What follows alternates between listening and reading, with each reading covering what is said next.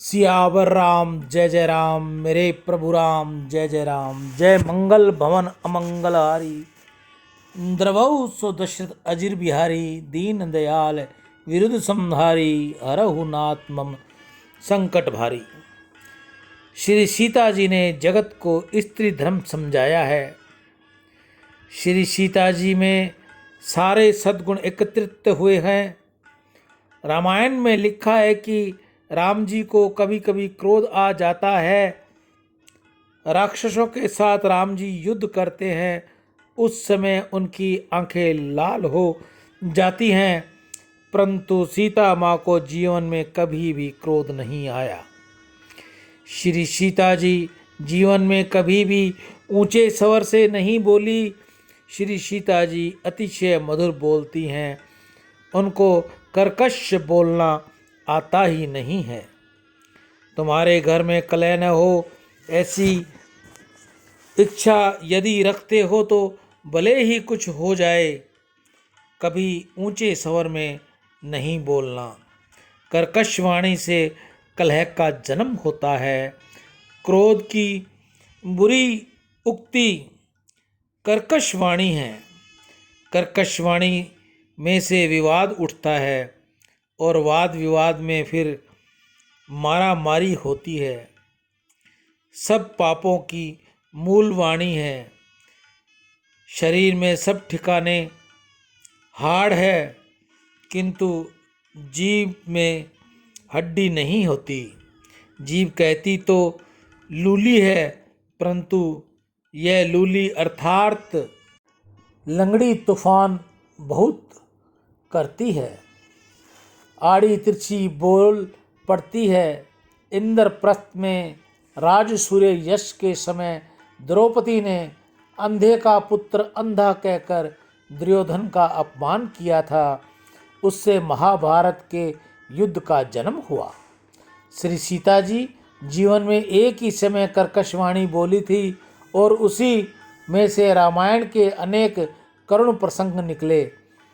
माया मारीच की, हाँ लक्ष्मण की छल भरी आवाज़ से सीता जी भ्रम में पड़ गई थी और राम जी संकट में हैं, उससे वह बहुत व्याकुल हो गई थी। व्याकुलता के उन्होंने लक्ष्मण से बहुत कर्कश वचन कहे और उनमें से ही करुण प्रसंगों की धारा निकल पड़ी। कर्कश वाणी तो विषय है, शिवजी के शिव गले में रखा है, जहर गले में ही रख लेना उचित है।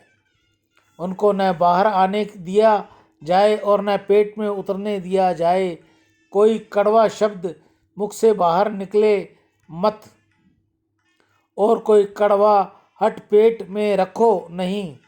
कोई निंदा करे, देश करे और प्रतिकार न करो, न उसके पेट में रखो। उसको याद न रखो, सहन कर लो और उसे भूल जाओ। हृदय में हरि को रखना हो तो उसमें विषय न रखो। निश्चित करो कि मुझे मधुर बोलना है। बोलो तो ऐसा बोलो कि सुनने वाले का मन झूमने लगे, किसी का दिल दुखे, ऐसा न बोलो।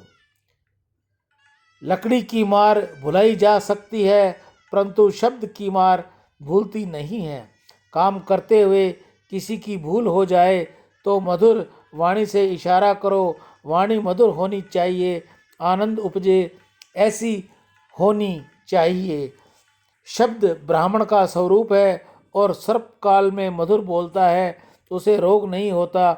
जो मधुर बोलता है उसका कोई शत्रु नहीं होता। जो मधुर बोलता है वही परमात्मा को अच्छा लगता है। क्या तुम जानते हो कि कृष्ण प्रभु ने हाथ में बांसुरी किस लिए रखी? बांसुरी ये अतिशय मधुर बोलती है। बांसुरी सज्जन अथवा दुर्जन सबके साथ मधुर ही बोलती है। बांसुरी का नाद सुनकर हरि भी दौड़ते हैं और विषधर नाग भी दौड़ते हैं। कस्तूरी मृग सज्जन का स्वरूप है और विषधर नर नाग दुर्जन का। बांसुरी का शब्द सुनकर सज्जन दुर्जन सबको आनंद होता है। बांसुरी कभी भी कड़वा शब्द बोल ही नहीं सकती, कठोरता से बोलती नहीं। इसी कारण से तो वह परमात्मा के अधरात मृत की अधिकारिणी बनी है। सियावर राम जय जय राम, मेरे प्रभु राम जय जय राम। जय मंगल भवन मंगलहारी, नरवौ सुदशरथ अजर बिहारी। दीन दयाल वृद्ध संहारी, हरऊ नाथ मम संकट भारी। गीता गंगा गौ माता की जय। आज की हरे चारे की सेवा श्री गौशाला समिति हनुमानगढ़ टाउन राजस्थान में दान से अंतःकरण की शुद्धि होगी और भगवत कृपा मिलेगी।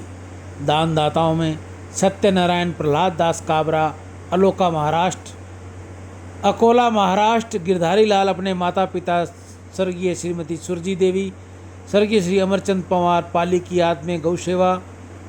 सुंदरलाल जी तोलानी हैदराबाद से, प्रेमचंद जी इंगला इंदौर से, अभिषेक भारद्वाज उड़ीसा से, पुरुषोत्तम कुमार शर्मा दिल्ली से, श्री गोपाल मुस्करा, जुगल किशोर जी जंडियाल उधमपुर से, हरि नारायण मिश्रा, सुमित अरोड़ा, अरोड़ा परिवार राजौरी गार्डन नई दिल्ली से, पंकज अरोड़ा, गणेश कुमार जी अग्रवाल, पवन मोहता, वेदवीर सिंह गांव गोंडा अलीगढ़ यूपी से। आज इन सभी भाई बहनों की गौ सेवा रही। वंश में वर्दी दे, हृदय में ज्ञान दे, चित्त में ध्यान दे, अभय वरदान दे। दुख को दूर कर, सुख भरपूर कर, आशा को पूर्ण कर। सज्जन जो हित दे, कुटुंब में प्रीति दे। जग में जीत दे, माया दे, साया दे और निरोगी काया दे। मान दे, सम्मान दे, सुख समृद्धि और ज्ञान दे। शक्ति दे, भक्ति दे, शांति दे, भक्ति भरपूर दे। गौ माता से प्रार्थना करूँगा कि आपकी जो सेवा कर रहे हैं हरे चारे की, आप सदैव उनको खुश रखें। गौ सेवा 12 जुलाई तक रहेगी, उसके बाद बंद हो जाएगी। राम।